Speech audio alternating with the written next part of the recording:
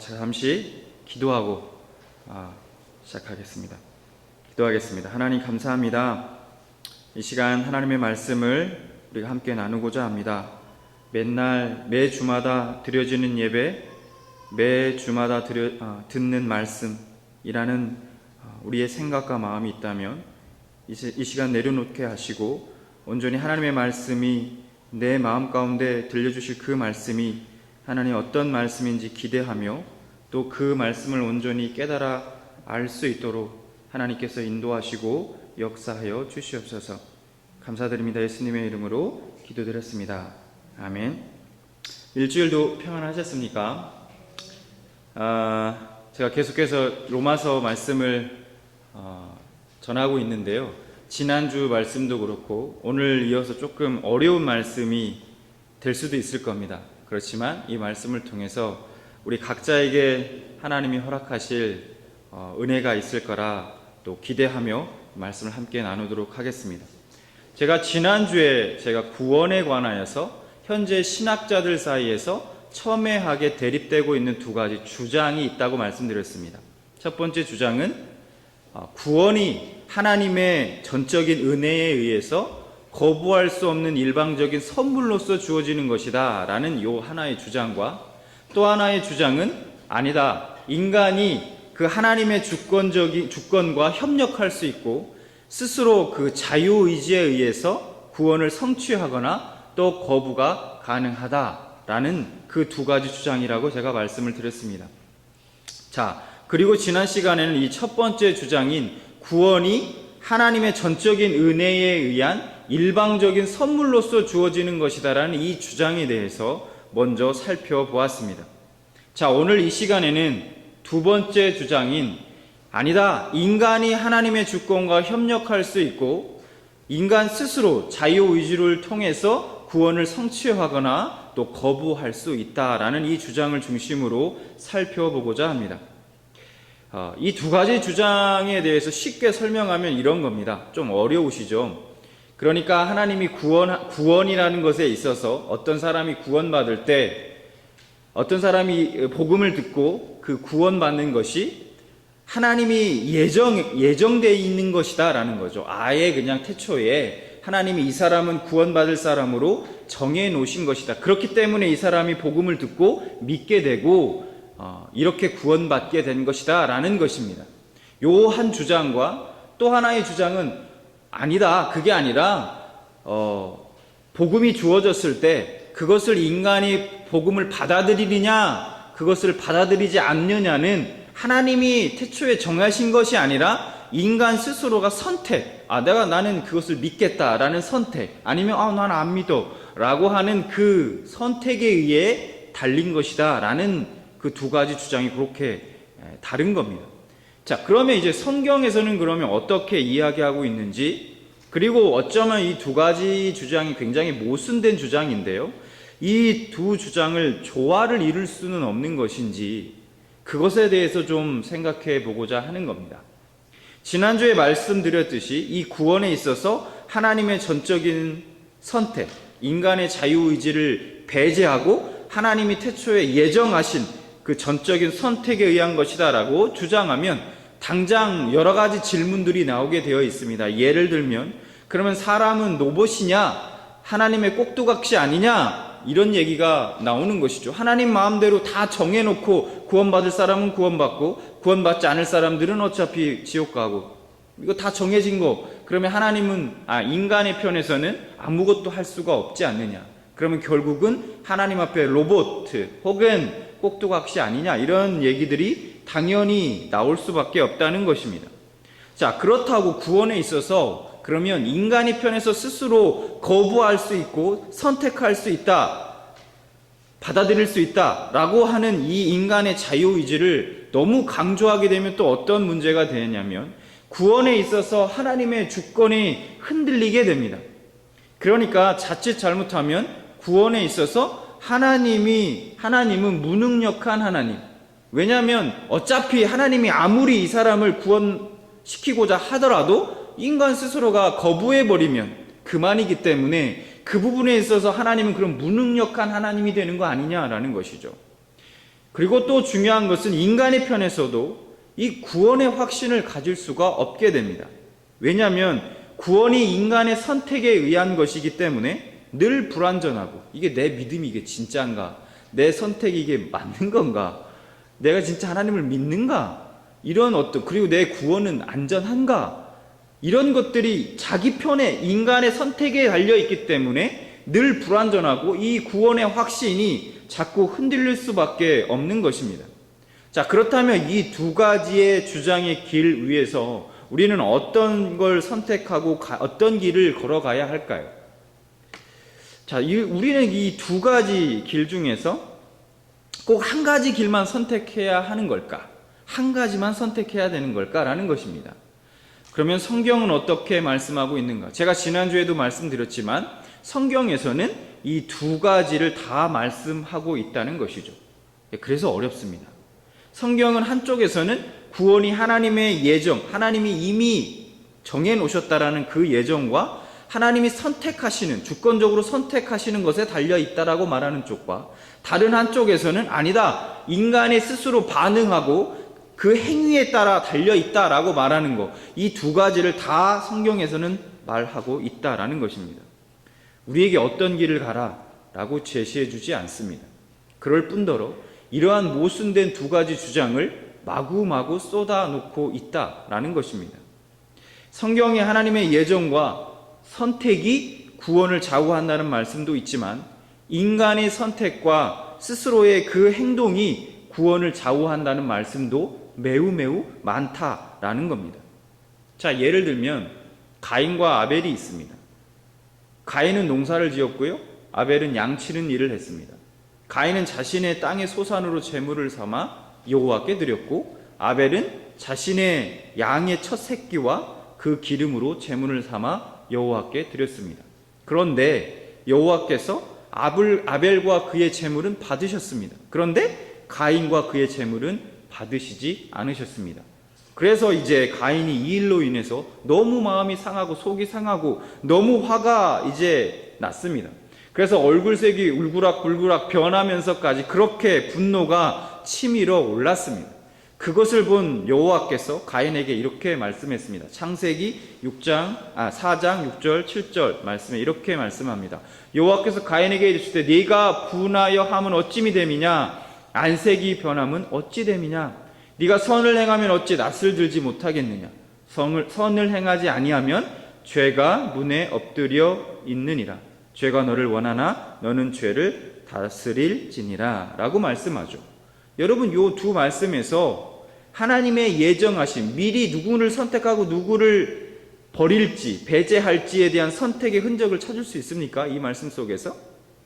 만일 이 예정하심, 이 예정론만이 정말 진리라면 지난 시간의 로마서의 말씀처럼 여기서도 에서와 야곱 때처럼 하나님께서 말씀해야 합니다. 그러니까 뭐라고 말씀해야 되냐면 여호와께서 가인은 미워하고 아벨은 사랑했다라고 말해야 합니다. 그런데 그런 말이 전혀 없다는 것이죠. 그리고 오히려 가인 스스로의 선택과 행동이 강조되어 있고, 가인의 자의적인 선택과 행동에 따른 하나님의 행위를 말씀하고 있다는 것이죠. 또 마태복음 23장 37절을 좀 보겠습니다. 예수님께서 이렇게 말씀합니다. 암탉이 그 새끼를 날개 아래에 모음같이 내가 내 자녀를 모으려 한 일이 몇 번이더냐, 그러나 너희가 원하지 아니하였도다 라고 말씀합니다. 여러분, 하나님이 보낸 선지자들 다 죽였습니다. 그리고 마침내 메시아까지도 죽일 그 예루살렘을 향해서 예수님께서 슬퍼하시면서 하신 말씀입니다. 이게 무슨 말씀입니까? 예루살렘의 사람들이 하나님의 사랑과 그 은혜를 거부하였다는 겁니다. 예수님이 그들을 버린 게 아니라 누가 버렸다고요? 그들이 예수님을 버렸다는 것입니다. 자, 인간의 자유의지와 행위의 중요성을 직접적으로 강조하고 있는 말씀도 매우 많습니다. 예를 들면 마태복음 7장 16절 그들의 열매로 그들을 알지니라. 그 다음에 로마서 2장 6절 같은 말씀이요, 하나님께서 각 사람에게 그 행한 대로 보응하시되 라고 말씀하고 있습니다. 이 말씀 속에서 하나님이 미리 선택하셨다라는 거, 주권적인 선택과 다 미리 결정되어 놨다라는 그런 흔적을 찾을 수 있습니까? 아니죠. 마태복음 13장에는 씨 뿌리는 비유가 나와 있습니다. 그 예수님이 말씀하신 비유는 또 어떤가? 하나님의 말씀은 능력이 있으니까 어떠한 상황 가운데서도 반드시 열매를 맺을 수밖에 없다라고 이야기하지 않는다는 겁니다. 어떤 씨는 길가에 떨어지고, 어떤 씨는 흙이 얇은 돌밭에 떨어지고, 어떤 씨는 가시떨기에 떨어지고, 어떤 씨는 좋은 밭에 떨어졌다라고 말씀하시면서 그 각각의 씨가 어떤 것은 싹이 나고, 어떤 것은 싹이 나다가 말라버리고, 어떤 것은 풍성하게 열매를 맺었다라고 얘기를 하죠. 이게 무슨 말씀입니까? 말씀이 인간이 어떻게 반응하느냐에 따라서 그 영향을 받는다고 지금 말씀하고 있는 것입니다. 마지막에 심판에 대한 이야기도 마찬가지죠. 하나님의 뜻대로 선택을 받은 사람들만이 하나님의 나라에 들어간다라고 말하지 않습니다.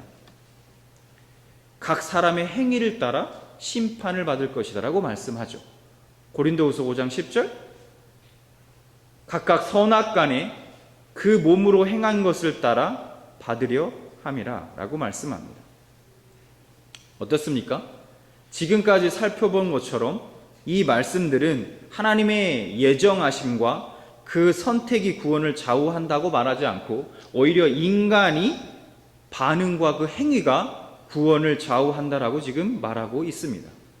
성경에 구원에 있어 하나님의 주권적인 선택 그리고 예정을 강조하는 말씀처럼 인간의 자유의지와 행위에 대해서 강조하는 말씀도 매우 많다는 것입니다. 바로 이것이 성경이 우리에게 말씀하고 있는 바입니다. 그래서 지금으로부터 약 500년 전에 종교개혁 당시에 이 루터와 에라스무스라는 신학자, 그리고 칼빈과 아르미니우스라는 이러한 신학자들이 이 문제를 가지고 서로 치고받고 싸우고요, 엄청난 논쟁을 벌이고요, 결국 이 문제 때문이었습니다. 그러면 오늘 이제 본문 말씀인 로마서 말씀으로 우리가 다시 돌아와서 지난주에 제가 로마서 9장 12절과 13절 말씀을 보면 하나님께서 에서와 야곱이 태어나기도 전에 이미 하나님께서 선택으로 정해져 있었다라고 말씀하면서 하나님은 더더욱 노골적으로 이렇게까지 말씀합니다. 야곱은 사랑하고 에서는 내가 미워했다. 이렇게까지 말씀하셨습니다. 아니, 무슨 선을 악을 행하기도 전에, 무슨 잘못을 하기도 전에 하나님은 누구를 선택하고 또 누구를 이게 배제한다라는 거, 이거 너무 불공평한 거 아니냐라는 질문이 나올 수밖에 없다는 것이죠. 그래서 바울은 이런 질문에 대해서 단호히 거부하면서 뭐라고 말씀하시냐면 로마서 9장 14절에 이렇게 얘기합니다. 하나님께 불의가 있느냐? 그럴 수 없느니라 라고 단호하게 이야기합니다. 그리고 바울은 구약을 인용하여 설명합니다. 9장 15절에 모세에게 이르시되 내가 긍휼히 여길 자를 긍휼히 여기고 불쌍히 여길 자를 불쌍히 여기리라 하였으니 라고 말씀합니다.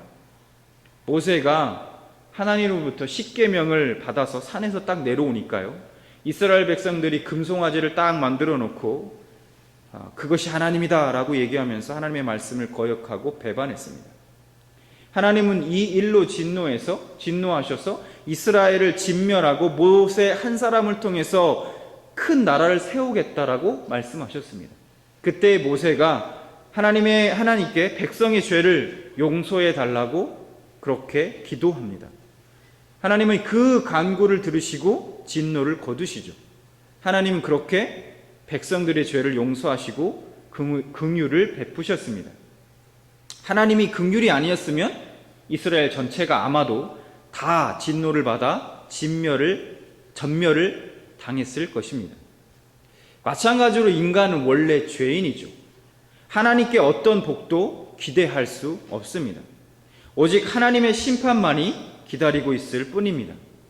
그런데 그 중에 일부라도 선택된 것은 오로지 하나님의 주권적 자비와 긍휼에 의한 결정이다라는 것입니다.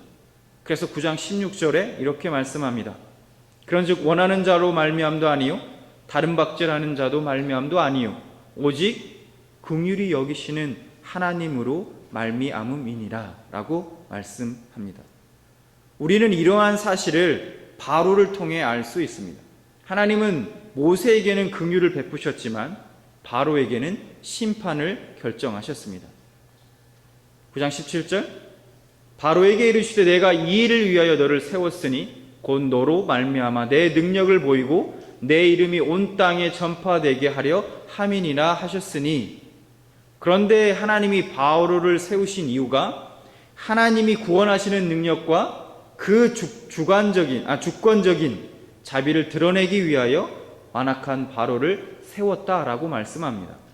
이처럼 하나님께서 하시고자 하시는 자를 긍휼히 여기시고 하시고자 하시는 자를 완악하게 하신다라고 18절에 말씀하고 있습니다. 그런즉 하나님께서 하고자 하는 자를 긍휼히 여기시고 하고자 하는 자를 완악하게 하시느니라 라고 말씀합니다. 자, 그러면 이 말씀에서요, 이 말씀을 딱 보면 이 말씀을 딱 본 사람이 이렇게 하나님께 쉽게 항의할 수 있습니다. 아니, 그러면 하나님이 완악하게 하셔서 완악하게 된 것이면 인간에게 하나님께서 책임을 물으실 수 없지 않습니까? 하나님이 그냥 완악하게 만드셨으니까 그 사람이 완악하게 된 것이지, 그러면 그 사람에게 어떤 책임도 물을 수 없는 거 아닙니까? 라고 당연히 질문할 수 있죠. 자, 이런 질문은 마치 이런 것입니다. 구원이 전적인 하나님의 선택과 그 주권적인 예정에 의한 것이라면 인간이 무슨 잘못이 있습니까? 어차피 인간의 편에서는 할 수 있는 게 아무것도 없는데, 로봇과 같은 존재고 하나님의 꼭두각시 같은 존재인데 책임을 물을 수 있습니까? 라고 하는 이 질문과 맥을 같이 하는 것이죠. 그런데 하나님은 아무 문제 없는 자를 나쁘게 만드시지 않습니다. 이게 무슨 얘기냐? 하나님은 인간의 마음속에 하나님께 반항하는 마음을 집어넣거나 그러한 마음을 하나님이 창조하시지 않는다라는 겁니다. 출애굽기에서 바로의 마음을 강팍하게 하셨다는 이 말씀도요, 하나님이 그런 마음을 집어넣거나 창조하셨다는 말씀이 아니라 그 강팍한 상태로 내버려 두셨다라는 말씀입니다. 하나님은 결코 불의하지 않으십니다. 아담의 후손인 인간은 다 죄의 종입니다. 그러므로 다 심판 아래 있으며 어떤 누군가가 버림을 받는다면 그것은 자신의 죄의 결과인 것입니다. 우리의 구원은 전적으로 하나님의 의지에 달려 있습니다. 은혜를 받는 대상을 결정하는 것은 하나님의 주권적인 영역에 속한 것입니다. 그런데 어떤 사람은 또다시 이렇게 항변할 수 있죠. 그러면 하나님은 어째서 선택받지 못한 사람들에게 책임을 물으시는가라는 것이죠. 이에 대해서 바울은 앞서서 로마서 1장 20절부터 21절까지 해서 인간은 하나님의 진리를 배척한 것에 대해서 책임이 있음을 분명하게 바울은 지적하고 있고, 또 앞서 이후에 다룰 9장 30절부터 10장 21절까지에서도 바울은 하나님의 의를 거절한 이스라엘의 책임에 대해서도 거론하고 있습니다. 그러니까 바울은 이 책임 문제에 대한 질문에 대해서 근본적으로 창조주 하나님의 관점에서 문제를 보고 있다는 것입니다. 하나님은 창조주로서 절대 주권을 가지고 계시며 하나님이 판단을 받으시는 그 기준은 하나님 자신뿐이다라는 것입니다. 인간이 하나님께서 하시는 일에 대해서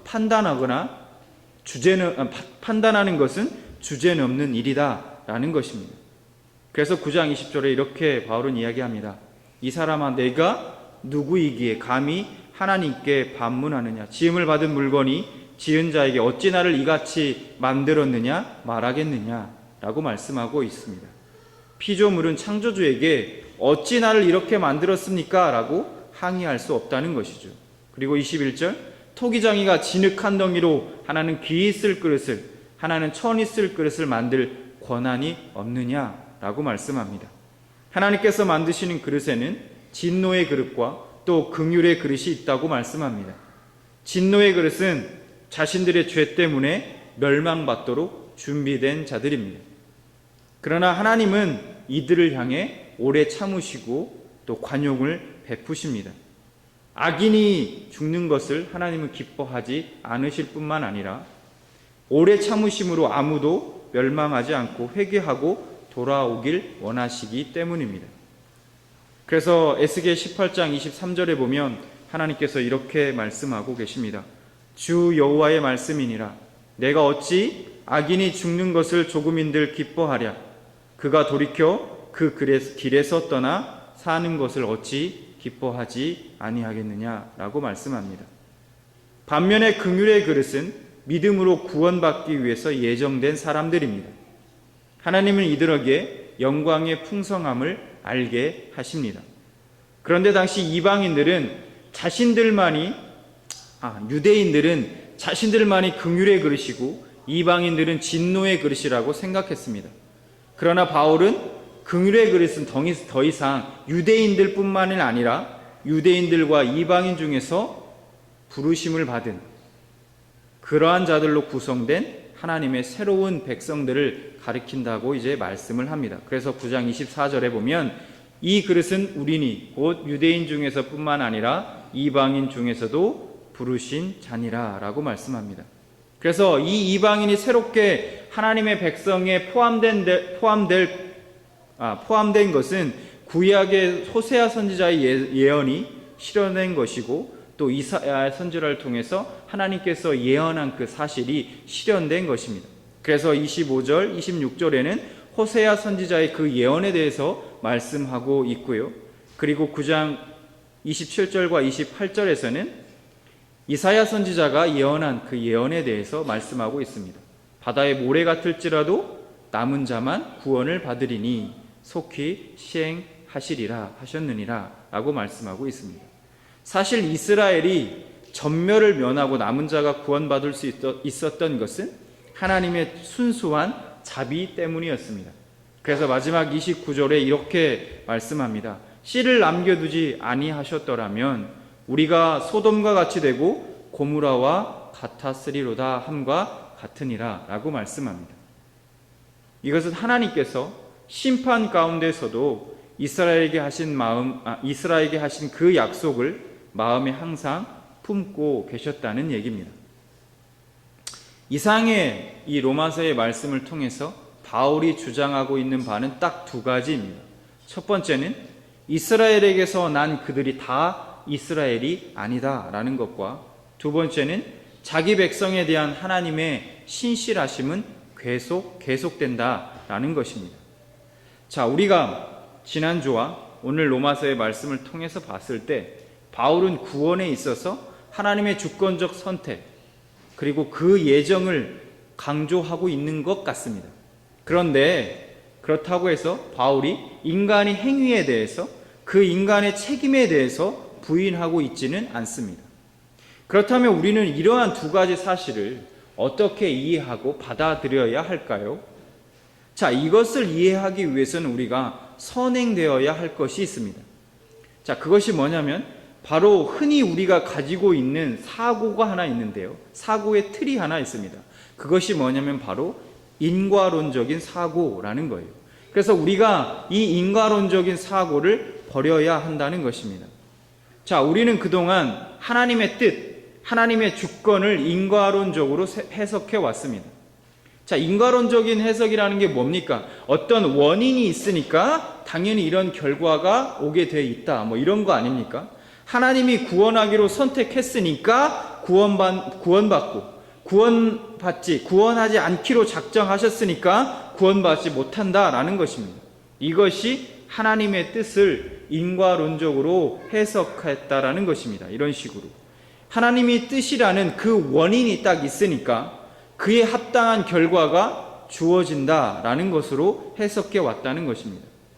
그런데 하나님의 그 구원의 섭리를 우리가 인과론적으로 단순화시켜서 해석할 수 있느냐? 과연 그런 것입니다. 예수님의 제자들도요, 이런 사고의 틀 안에 갇혀 있었다라는 것을 우리가 알 수 있습니다. 요한복음 9장 1절부터 3절에 이렇게 말씀합니다. 예수께서 길을 가실 때에 날 때부터 맹인된 사람을 보신지라 제자들이 물어 이르되 납비여 이 사람이 맹인으로 난 것이 누구의 죄로 인함이니까 자기니까 그의 부모니까 이렇게 예수님께 제자들이 질문을 합니다. 자, 이 질문에 대해서 예수님이 3절에 뭐라고 말씀하시냐면 죄 때문이 아니라는 것입니다. 그에게 하나님이 하시는 일을 나타내고자 하심이라 라고 말씀하십니다. 그러니까 제자들은 단순히 이 사람이 어떻게 죄를 이렇게 맹인으로 있는 것은 어떤 분명히 죄로 인한 것이다 라고 단정지어서 질문을 했는데 예수님은 그렇게 말씀하지 않고 그를 통해서 하나님이 하시는 일을 나타내고자 함이라 라고 이렇게 말씀하고 있다는 것이죠. 우리가 욥기에서도요 보면은 하나님은 욥이 고난받는 것이 죄 때문이라고 단정하고 있는 욥의 친구들에 대해서 하나님은 책망하십니다. 죄라는 원인 때문에 재앙이 왔다라는 그 인과론적인 그 사고를 가지고 하나님의 섭리를 그 틀 안에 가두려고 한 것이죠. 하나님은 욥의 친구들의 해석을 비판했고요. 또 예수님은 제자들의 이 질문에 대해서 틀렸다고 말씀했습니다. 그리고 하나님의 그 섭리를 인과론적인 사고의 틀 안에 절대로 가둘 수 없습니다. 이것은 어리석은 것입니다. 바울은 로마서 8장에서요, 죄와 사망의 명을 뛰어넘는 생명의 성령의 법에 대해서 말씀합니다. 이어서 하나님이 세상을 구원하시기 위해서 어떻게 일하시는지에 대해서 말씀합니다. 여기서 바울은 로마서 8장 27절에서 하나님이 성령께서 하나님의 뜻대로 성도들을 위하여 간구하시는 그 방식으로 일하신다라고 말씀합니다. 그래서 8장 27절을 보면 성령이 하나님의 뜻대로 성도를 위하여 간구하심이니라 라고 말씀하고 있습니다. 자, 그 후에 바울은 구원하시는 하나님의 능력이 얼마나 탁월하시고 위대하신지에 대해서 말씀합니다. 30절이요. 미리 정하신 그들을 또한 부르시고 부르신 그들을 또한 의롭다 하시고 의롭다 하신 그들을 또 영화롭게 하셨느니라 라고 말씀합니다. 두 말씀을 보면 앞에서는 성령께서 성도를 위하여 간구하시는 방식으로 하나님이 인간의 자유의지를 존중하시며 일하신다고 말씀하고 있고, 뒤 말씀인 30절에서는 하나님의 절대 주권을 따라 하나님이 미리 아시고 정하신 대로 이후의 일들이 진행된다라고 말씀하고 있습니다. 자, 앞과 뒤의 뉘앙스가 완전히 다른 말씀을 하고 있는 겁니다. 그리고 그 중간에 아주 절묘한 말씀을 하십니다. 28절, 우리가 익히 잘 알고 있는 말씀입니다.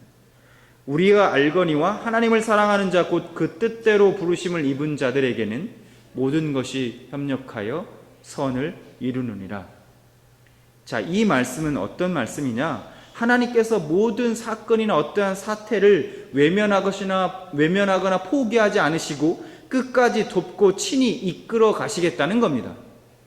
인간의 자유의지로 인해서 어떠한 사태가 빚어지더라도 그 모든 일들을 통해서 결국은 선을 이루신다. 즉 하나님의 구원으로 이끌어 가신다라는 말씀입니다. 하나님의 뜻이 모든 것이 이렇게 다 짜여져 맞춰진 방식으로 진행되는 것이 아니라 유기적인 방식으로, 인격적인 방식으로 그렇게 진행된다는 뜻입니다. 하나님의 뜻이 인간의 자유의지를 배제하고 짓밟으면서 그렇게 진행되는 것이 아니라 인간의 자유의지와 부딪히면서 수많은 우여곡절들을 겪으면서 그 속에서 하나님의 뜻을 이루어 가신다는 것을 내포하고 있는 말씀이다라는 것입니다. 저는 이것이 하나님의 통치하시는 방법이라고 생각합니다. 인간의 자유의지를 통제하거나 배제하지 않으시면서 통치하시는 하나님. 즉 하나님의 절대 주권과 인간의 자유의지가 공존하는 방식으로 한 사람의 삶을 이끌어 가시고 다스리신다라는 얘기입니다. 하나님의 절대 주권은 인간의 자유의지를요 넉넉히 품고도 남을 만큼 넓고 깊습니다. 하나님은 인간의 지혜와 지식, 우리의 상상하는 것을 초월하십니다. 하나님은 인간의 자유의지를 통제하지 않으시면서 통치하십니다. 물론 이것은 신비입니다.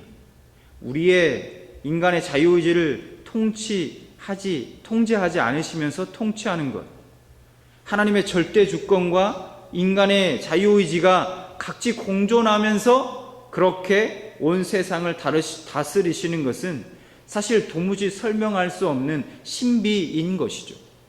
바울은 이 신비를 달리 표현할 수가 없어서 모든 것이 합력하여 선을 이룬다라고 표현했습니다. 바울이 이런 하나님의 지혜와 지식에 감탄하면서 이렇게 고백하였습니다. 로마서 11장 33절에 이렇게 고백합니다. 깊도다 하나님의 지혜와 지식의 풍성하며 그의 판단은 헤아리지 못할 것이며 그의 길은 찾지 못할 것이로다. 사실 하나님의 주권과 인간의 자유의지를 논리적인 이해로 해결하는 것은 불가능합니다. 그것은 지각에 뛰어나신 하나님을 피조된 인간의 미천한 논리 세계 안에 가두려고 하는 어리석은 일일 뿐입니다. 여러분, 우리가 믿는 하나님은요, 우리가 상상할 수 없을 만큼 위대한 분이십니다. 인간의 어떤 언어로도 그분의 크심을, 그분의 위대하심을 묘사하거나 설명할 수 없습니다. 또한 인간의 얕은 지식과 지식으로 하나님의 섭리를 이해한다는 것은 사실 불가능합니다. 그 미천한 지혜와 지식으로 하나님의 사랑의 그 깊이와 넓이를, 그 구원의 계획하심의 그 섭리를 다 이해하고 헤아릴 수 있겠습니까? 그 위대하신 하나님이 친히 죄인인 나를 위해 십자가에서 고귀한 생명을 희생하셨다는 그 사실을 우리가 어떻게 다 이해할 수 있을까요? 그런데 여러분, 중요한 것이 있습니다. 그 중요한 것이 뭐냐면 그 위대하신 하나님이 저와 여러분의 아버지 되신다는 사실입니다. 제가 이 말씀을 준비하면서요, 이 부분에서 제가 굉장히 얼마나 영광스럽고 또 감사하던지 그 위대하신 하나님이 나의 아버지 되시는구나 하는 사실이 정말 너무너무 감사한 마음이 들었습니다. 그 하나님을 우리가 알아가면 알아갈수록 우리가 세상에서 그분을 자랑하지 않을 수 없는 것입니다. 제가 정말 바라기는 그 위대하신 하나님을 영원히 여러분과 여러분의 가정의 주인으로 모시고 살아가시는 여러분들이 되시기를 진심으로 축원합니다. 잠시